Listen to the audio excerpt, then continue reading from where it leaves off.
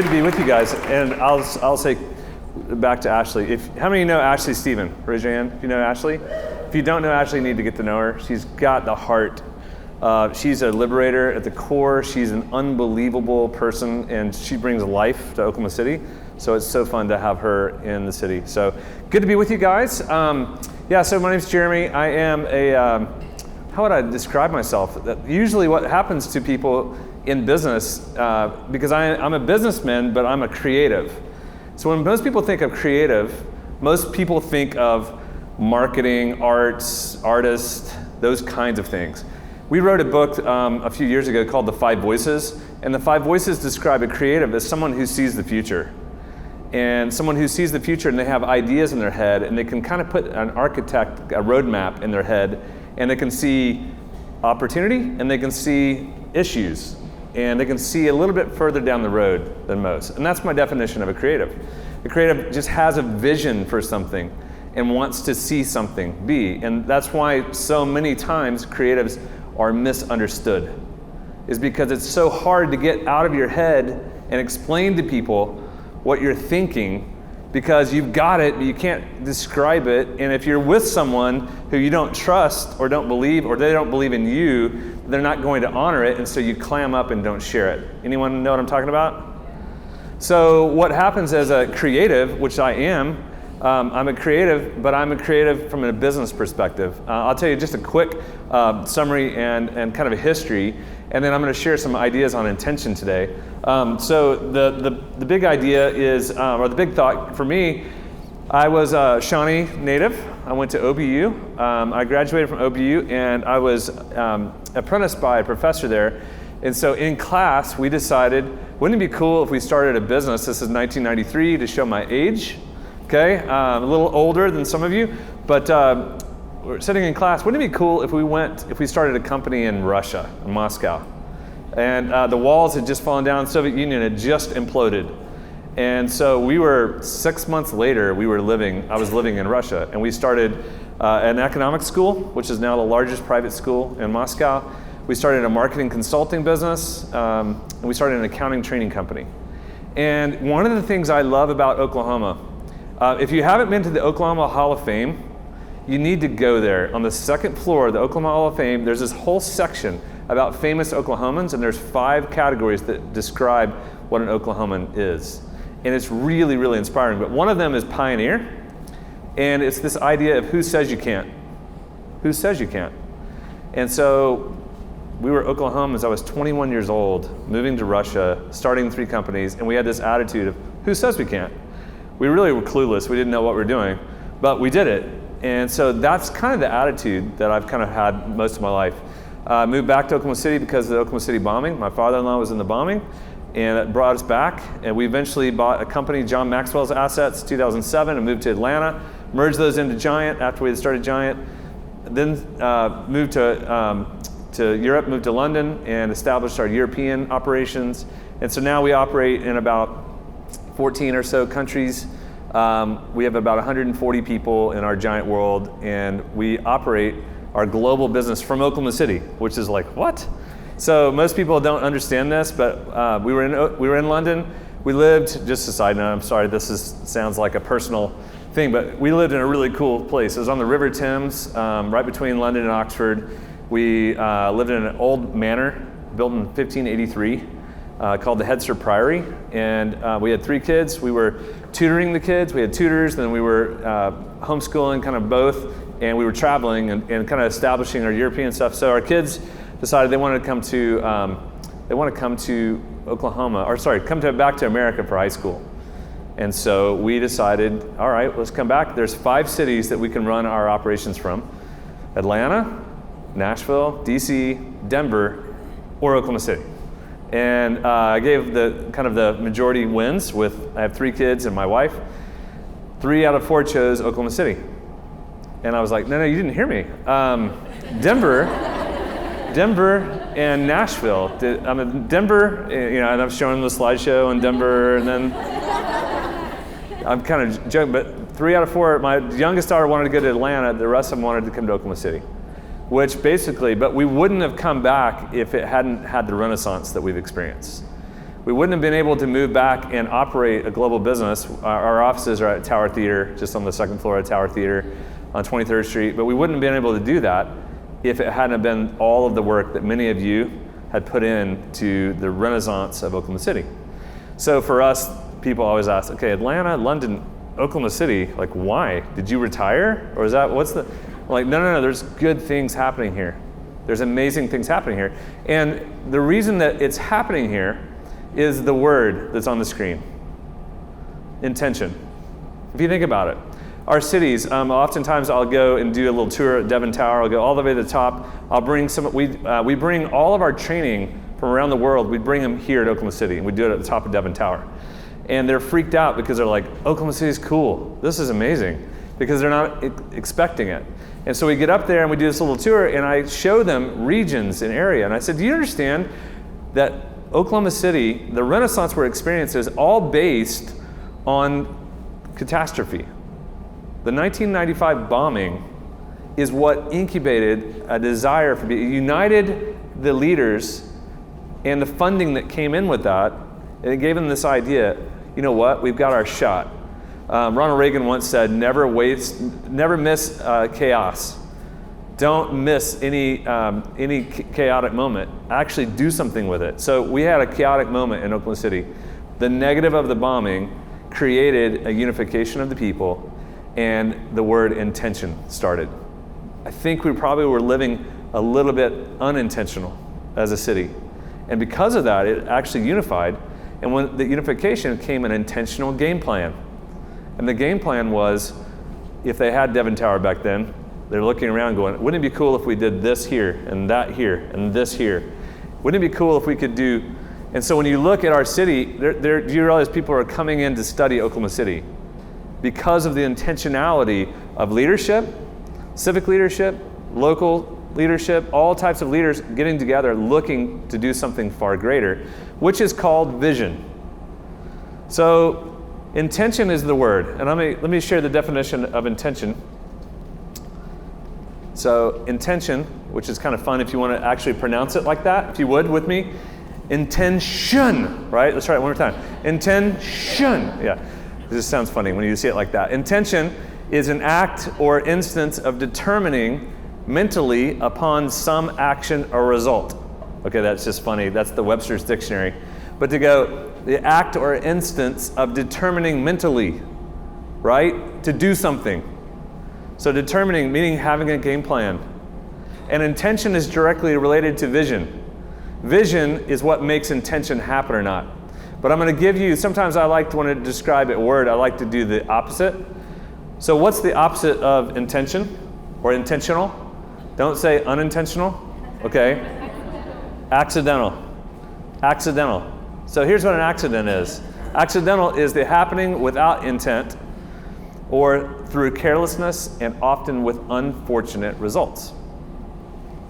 So it's been my experience in life and working with leaders and people around the world is that most people are accidental. It's just the simple facts. Most people are accidental, and only the very, very few are intentional. And sometimes intentional gets a bad rap because it feels too formal, and I kind of like do my thing, you know what I mean? I just want to roll with things. I don't want to be forced into doing something. Well, intention is basically the act of when you decide to do something with that vision you have in your head. That's what intention is. Intention is to say, I have a dream, and now I'm going to do something about it. Most people have a dream and then live accidentally. They have intention, but they haven't put it into, or they have the idea, but they haven't taken the idea and put it into a mental calibration, a mental blueprint to make it happen. Are you guys following me? So we have switches on our back. What's your name? Sarah. Sarah, come here, Sarah. Do you mind being my guest for a minute for the prop? Okay, can you turn around? Look that way. Okay, Sarah has a lever back here, and it's a light switch. It's like a dimmer switch, and it goes up or it goes down. Okay, and it's just really simple. It's called the intentional switch, and you can actually turn it up, and when it turns it up, her life will look different. Most people, I'm not saying you, Sarah, but most people have their switch all the way down. Okay, thank you. Every one of you have one of those switches. I know that's a little cheesy, but to go, I'm not asking you to switch it on yourself, but sometimes you need other people to help you move it up. And so what happens in life is to go, intentional happens in every circle. So in our business, let's see here, in our business we use visual tools and we create vocabulary because most people don't remember things. I write books for a living. I just sent in this morning 7 chapters of 11 chapter book to Wiley, our publisher. So that was what I was doing this morning before this, because it's due today. And so it's really important. But I've been intentional with this vision, and now I've created my 5th book because I have a vision. So then vision dictates what happens. Well, most people think about intentionality in one circle, but they might be living accidentally in another circle. And if I had to leave you with any big aha today, it would be being intentional in every circle. You might have your dimmer switch really, really intentional at work and really, really accidental with yourself and how you lead yourself or your family or your community. So I want to walk you through each one of these, and I want you to have a little bit of an aha moment, an opportunity to marinate and stew in this whole idea of intentionality. So if intention is to have a plan to mentally decide what you're wanting to do, what are you doing with yourself? Okay? Some of you, and when I mean self, it's health, physical, it's emotional, it's spiritual, it's the full component of your life. Where are you with yourself? How intentional are you leading yourself? If you're not leading yourself, what will happen is you'll have a tendency to implode when stress hits.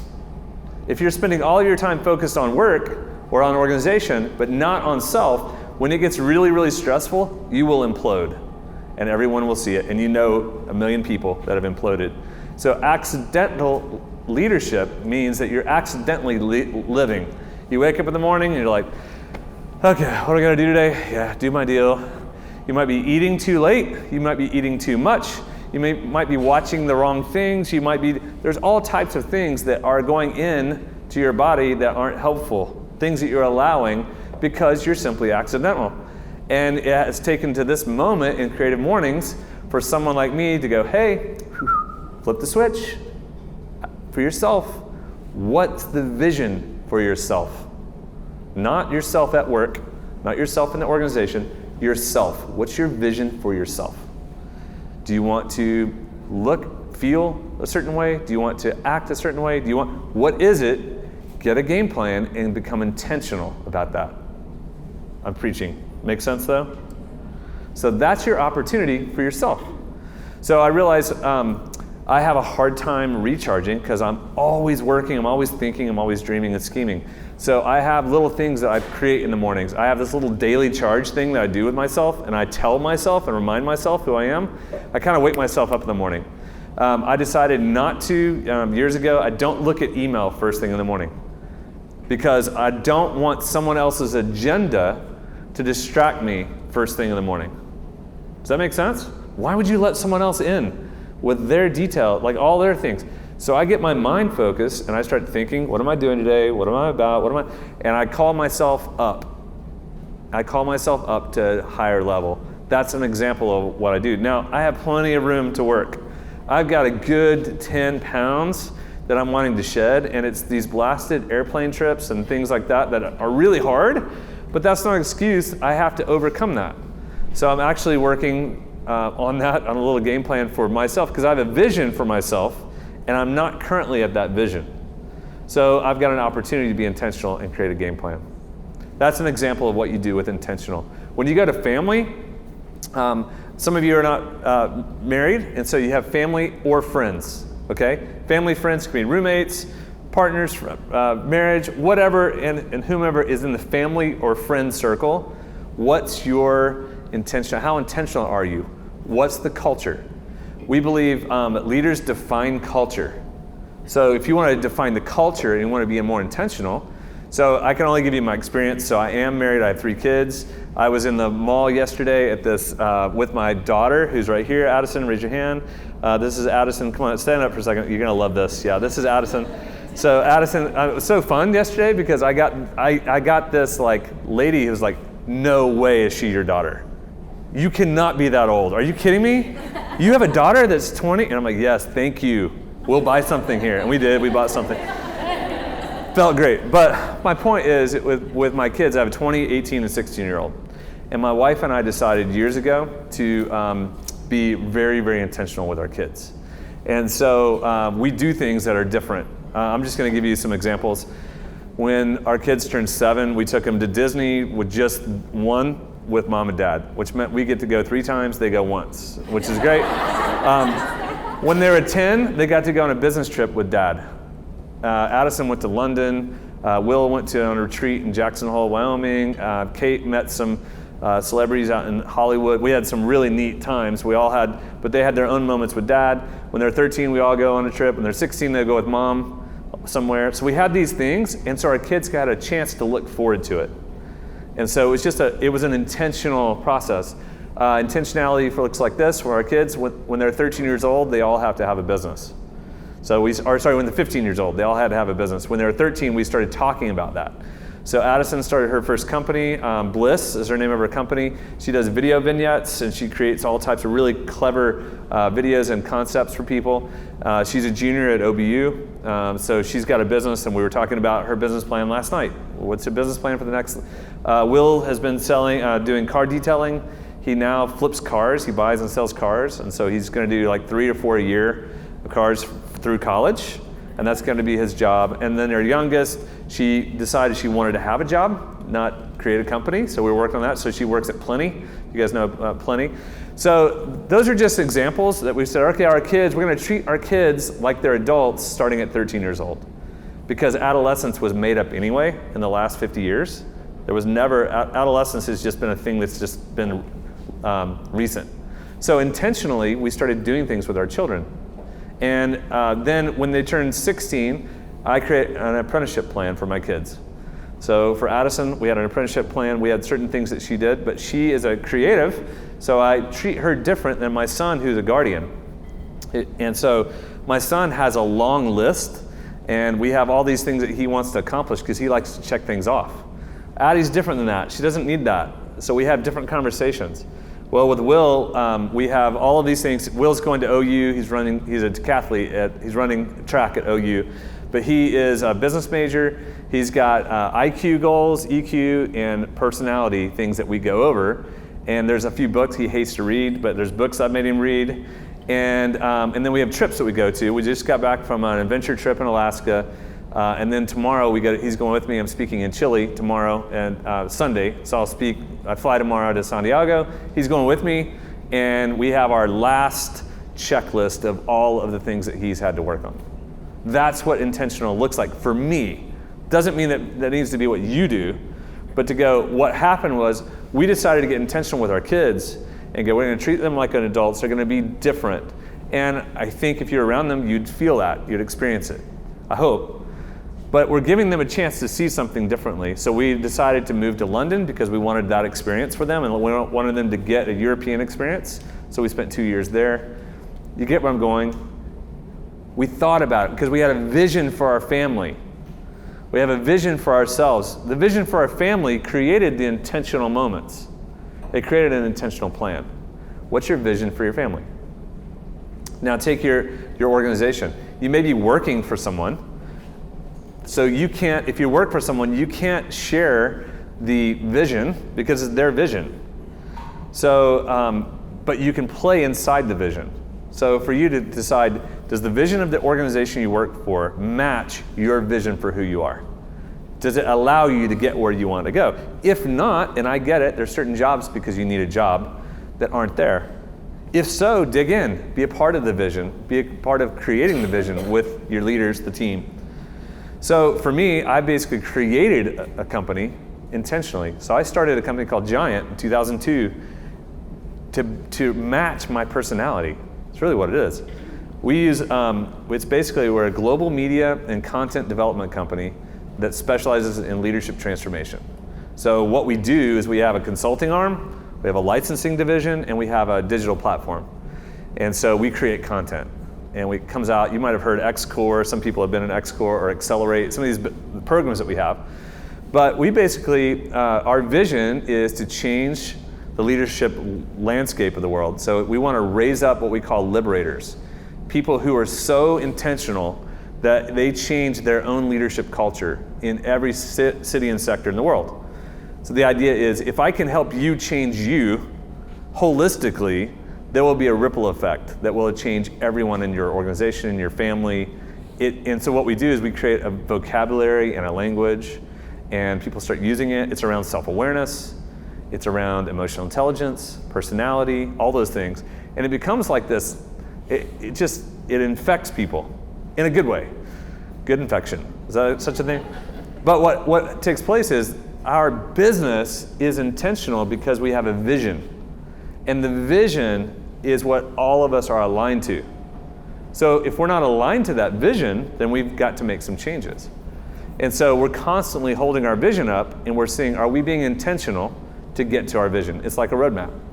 So what does that look like for you, right? And then you get into the organization. Team and organization for me are one and the same. I'm gonna have a team, and so part of my team's here, and then our team is all over, scattered throughout Naples and Albuquerque and Atlanta and London and so forth. So we're kind of spread out, and we're decentralized, and I run everything off my cell phone, which is just kind of weird that you can do that now. But in your world, what is your intent? How accidental are you? How intentional are you living? And then lastly, community. So what does your community look like? Community is where you live, where you eat, sleep. It's Oklahoma City, it's your neighborhood, it's your complex, it's your house, it's your work, it's community. What does your community look like? For me, I am completely accidental in my community, in my neighborhood right now. And I know it, and it's driving me nuts, because here's why. We moved here, we bought a house online. We literally did, just bought it online. We came here, and we thought we'd be in a year because we're building a modern farmhouse development called the Prairie at Post out in Arcadia. If anyone's seen it or looked at it, but it's theprairieatpost.com if you want to see it. It's 50 acres, 21 farmhouses. We've got 8 built right now. We've got another 6 or so that are coming online. And it's just it's a creative opportunity. We had a vision for living, and we didn't see it in Oklahoma. And we're like, if we're going to move here, we want to create something. So my wife is the general contractor. She's actually there right now. She's working on it. And we're building it with the intent of showing people how to do long meals, dinner tables. We built a common space. We built a meeting house. We have an amphitheater. We have 3 bodies of water. And we're teaching people how to live differently from what we've experienced in Atlanta and London. And to go, that's what we want to do here in Oklahoma City. So that's just an example. But right now, I'm accidental. I'm intentional in that community that I'm not living in, but I'm accidental in my community now because I thought, we're only going to be there a year. I don't want to invest in relationships. We've been there 4 years now, and I don't know my neighbors. And that's a shame. That's an opportunity for me. So I'm not perfect. My point is, this is a mirror, and a mirror then points to it and go, what happens? How do I become intentional in every circle of influence? And if I'm intentional, my life will look different because I'm focused on the vision. So we have a vision for people. What's your vision for people? What's your vision for yourself? And what's your vision for your team, organization, or your community? Vision and intention go together. If you don't have a vision, which just means what do you want, well, now's your opportunity to stop and think about it. What do you want for yourself? That's an exercise. What do you want for your family or your friends? What do you want for your team? What do you want for your organization? What do you want for your community?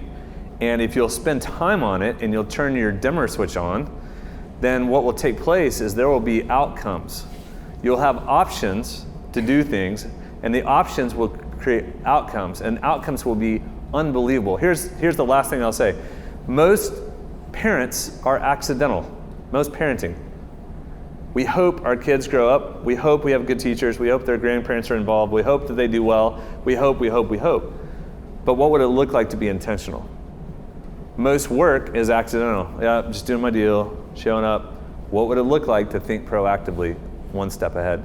Taking all of the dreams and visions that you have in your head of the future in a blueprint and actually laying them out and getting a game plan and finding someone you trust to help speak into that game plan so that you can actually go, this is what I want to do. I have a long road ahead. I'm 46 years old. My belief is that most influence happens between 55 and 70 years old. The most influential years of your life are 55 to 70. I've studied it. You can look it up. It's unbelievable. All the world leaders, average age is around 61, 58 to 61. So for me, I'm like, okay, well, I've got 9 years of preparation left. What planning do I need until I'm 55? So that's how I'm living my life intentionally.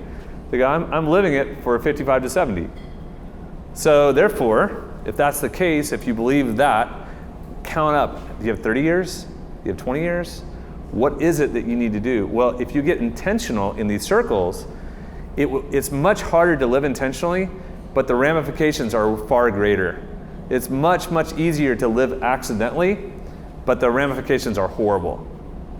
So if you think about doing the intentional now at your age to see what happens when you're 55, that's where the glory is. So that's just an example of what intent looks like. I hope I've done the word justice, Hannah, for the word intent and intention. Intention being intentional to go, hopefully I've given you a framework or a thought on it for you to take all of the creative ideas and make them come alive means that you need to have a game plan. If you take all of these ideas but you're accidental, then you probably won't experience the fruit. You probably won't never get to your dreams. They'll just probably still be in your head. Last thing, I have written my 5th book. Okay, I'm just sending it out today. I meet so many people who say, oh, I so want to write a book. And they talk about it for 30 years. I so want to write a book. I'm like, okay, well, I've written 5. Okay, you can do this. But you got to have a game plan. You have to actually do something with it. So if you really want to have a book, tie it into your vision and then figure it out. So don't despise small beginnings. Do the work. And if you do the work, it will have great ramifications. So, all right, I know we've got time for interview or for Q&A. Is that right? Yeah, I really don't want to stop you, but if you guys have any questions, great. John.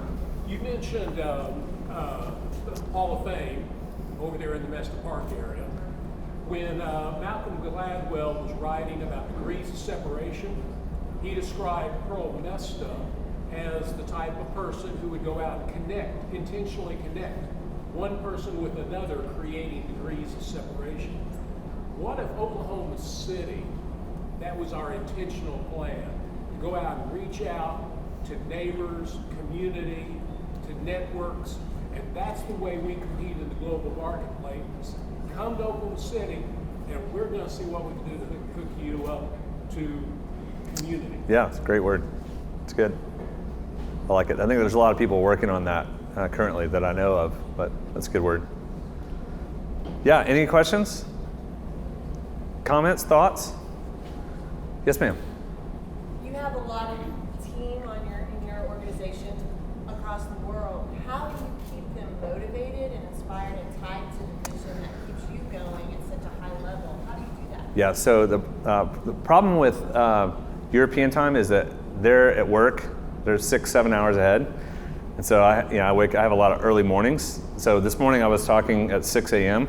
on that subject. We have one group who's a little bit misaligned right now because they've forgotten the overall vision.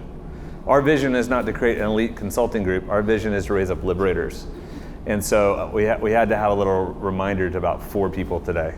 And so that was just guys, this is where we're going, remember? Oh yeah, and here's how your actions are showing differently. So sometimes you have to wake them up. But we use this thing called support challenge. So support challenge matrix basically goes, if you're working with us, do you know that I'm totally for you?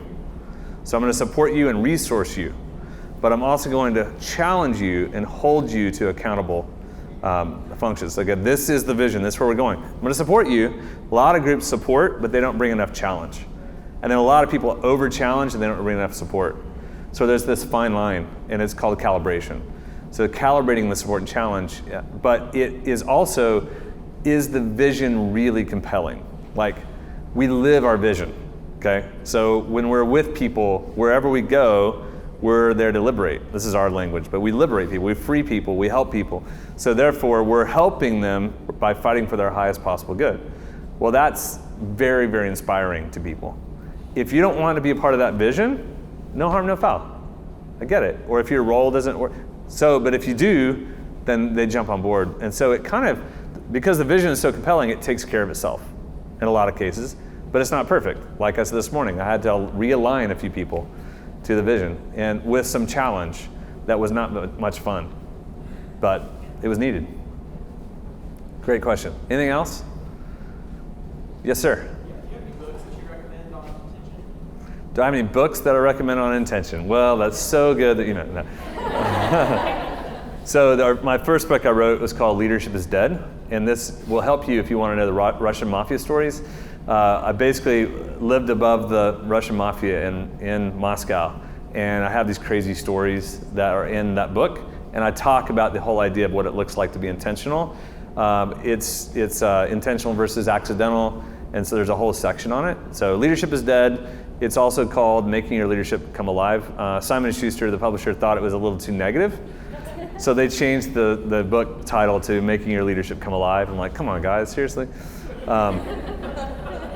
So that's my obvious recommendation, but it's a lot of what I've talked about this morning and some.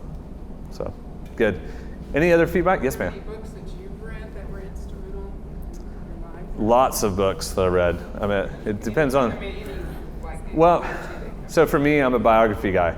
I read lots of books. Leadership and Self-Deception is a good book. There's a lot of really good leadership, but I like biographies because I get the most out of it. So I've read, I don't even know if it's in print anymore, but I collect books. So Eisenhower, The War Years, just a lot of. But I like to take other people's experiences and put them into my world, and so I drop those into my view of like, that's a good word. Like, for instance, do you know what changed America? Really, really affected America the most? And this is my opinion, but it was the interstate highway system that Eisenhower put in place. The infrastructure that he put in place for war, he thought it was going to be a defensive mechanism because he saw the Autobahn. So Hitler inspired I-40. Really. But the Autobahn affected our interstate highway system, which affected commerce as a whole, which created, so the intentional plan led to good outcomes and good ramifications. So I look for those kind of patterns in books. So, great. Last question. Anyone else have anything? Yes, ma'am. Where do we find out more about Giant Worldwide? Yeah, so thank you. That's great. So 2 areas. It's simple. GiantWorldwide.com is if you want to know what we do. We do these things in Oklahoma City. We do like individual leader programs called X-Core. Some of you have been through X-Core, and we do 1 year of deep self-awareness and transformation. I know you're in X-Core. We got a few people, Andrew. So then we do Accelerate, which is teams. Justin, you took your team through Accelerate, and it's basically getting teams aligned and working intentional. And it basically accelerates the growth of an organization because we're intentionally walking you through and dealing with things that you might not have ever dealt with before. So that's that. And then I speak. It's JeremieKubicek.com, which is easy to spell. And so I speak. And so I just go around and speak. And I've got the next book coming out on next March. And it's called The 100X Leader. And it's about the Sherpa idea of climbing a mountain. Really excited about that. And then the last thing is we're doing a global broadcast here. And we're doing it, it's basically free. It's basically free if you buy a book. So I guess it's not free. You buy a book and you get in. But it's next January 19th. If you want to save the date and come to that and be a part of it, we're going to film it in Oklahoma City, and then we're going to be a global broadcast on March 29th or something like that in several countries, probably 10 countries or so. So that's just fun things we're trying to bring into Oklahoma City to go. We want to be a part of the intentionality, but we want to be a part of it by helping leaders get healthy and become more intentional. So thank you. All right, you guys, appreciate it. I hope that was helpful today. Good.